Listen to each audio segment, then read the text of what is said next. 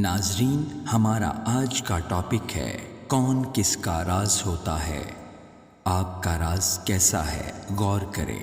سیدنا عدی بن حاتم مشہور سخی حاتم تائی کے بیٹے ہیں۔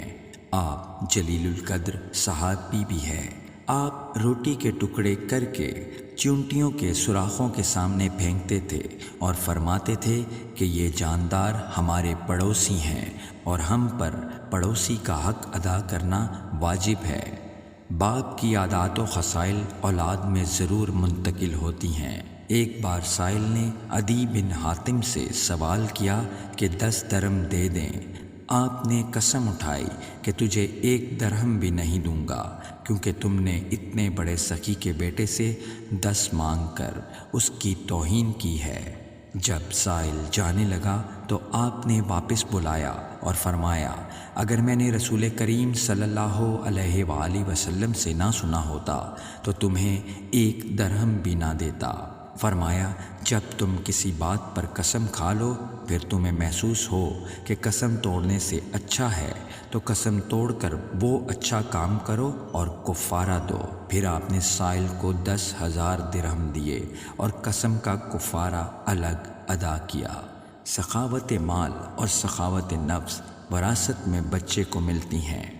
فضیل بن عیاض نے اپنے بیٹے کو دیکھا کہ وہ ترازو کو خوب صاف کر رہا ہے۔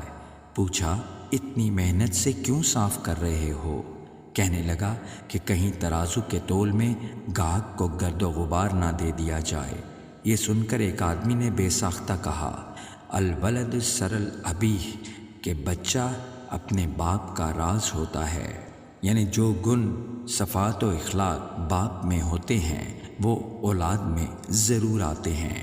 سعید بن مسیب ساری رات عبادت کرتے، ساتھ میں 2-4 سال کا بچہ لیٹا ہوتا، اس کو مخاطب کر کے فرماتے، یہ مشقت میں تمہارے لیے کر رہا ہوں، یعنی میری عبادت و نیکی کا اثر تم پر پڑے، اس لیے اتنی محنت کرتا ہوں، کیونکہ اچھی اولاد دنیا میں نیک نامی اور آخرت میں نجات کا ذریعہ بنتی ہے۔